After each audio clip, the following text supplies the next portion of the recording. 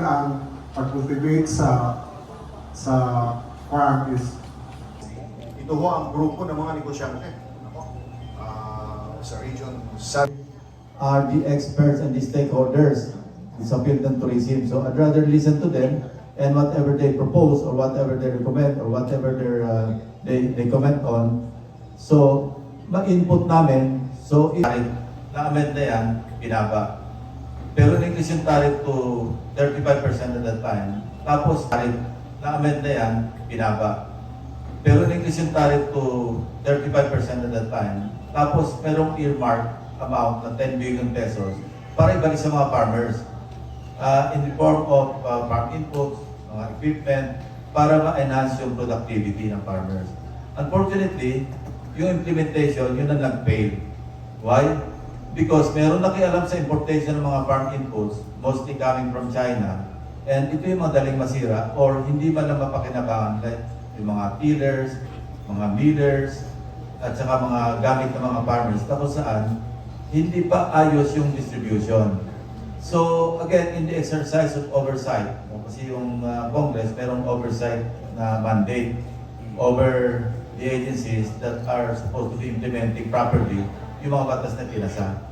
So we will look into that kasi nga maraming reklamo yung mga farmers natin while may mga nabibigyan ng mga farm equipment para ma-increase yung productivity and yet hindi na mapakinabangan or very selective yung distribution ng mga farm input, mga farm equipment. So nadidefeat yung intent ng batas na ipinay. But rest assured, Albert, na your observation is not an unusual observation. Narinig lang namin yan from other from the farming sector. We were in Pangasinan, in Luzon. Namin lagi na kailangan merong intervention ng not only the local government unit, even the national.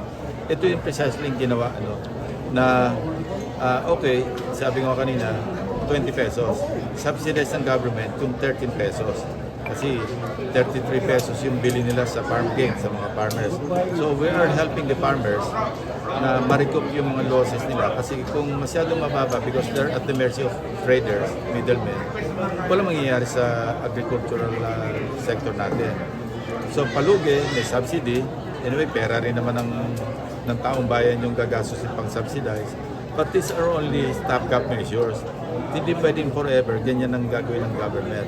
So ang long-term solution is to really help the agriculture sector be productive, to be productive. Hindi yung asa na lang sa subsidy. There are laws that we passed already para to help the farmers. Unfortunately, yung implementation is one thing because nagsipin na naman yung corruption. It's like what I mentioned, procurement ng mga gamit na binibigay as farm inputs, substandard. O kaya madali masira or hindi nagpa-function or as taken up kanina, hindi naman kailangan, di ba? Hindi responsive to sa needs ng mga farmers. Senator, what is your reaction? Okay. Meron ho bang may tulong ba ang national government sa inyo? Fertilizer?